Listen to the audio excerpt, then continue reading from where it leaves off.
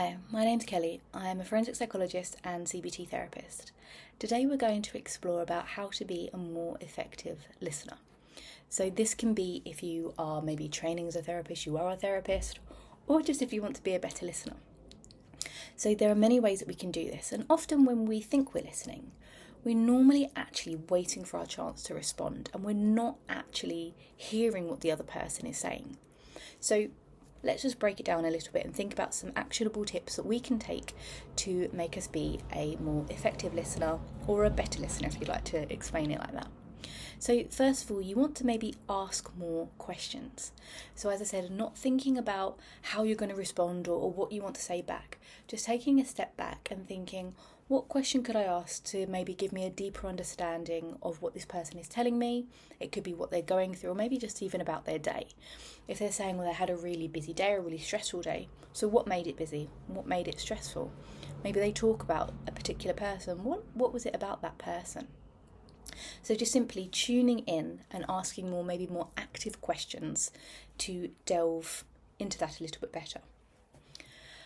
A key, and I've done another video on this, and I often talk about this in couples therapy actually, is asking the person if they would want advice or solutions, or if they just want to talk without having feedback.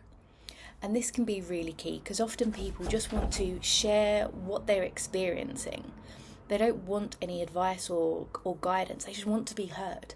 So by actually defining that and asking them, okay, do you want some feedback, or do you just want me to listen? It can be really, really powerful.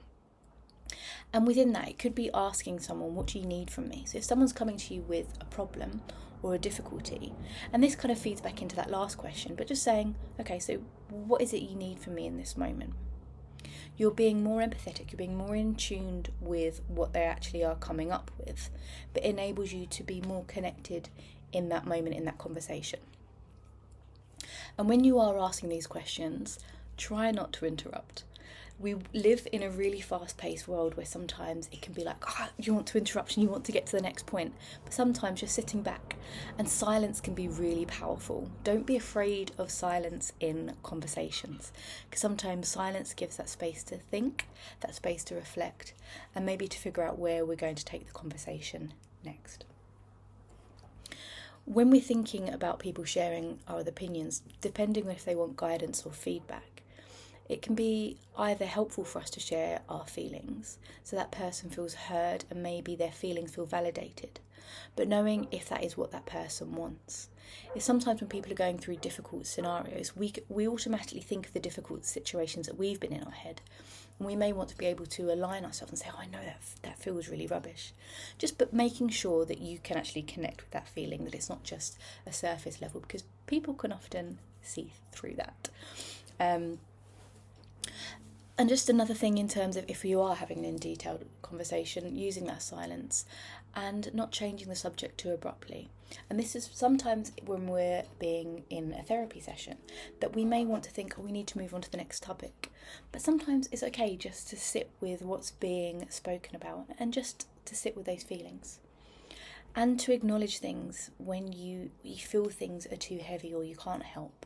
This is sometimes more in therapy, but sometimes being heard is everything that someone needs and wants in that moment. They're just some really simple ways to maybe be a more effective listener.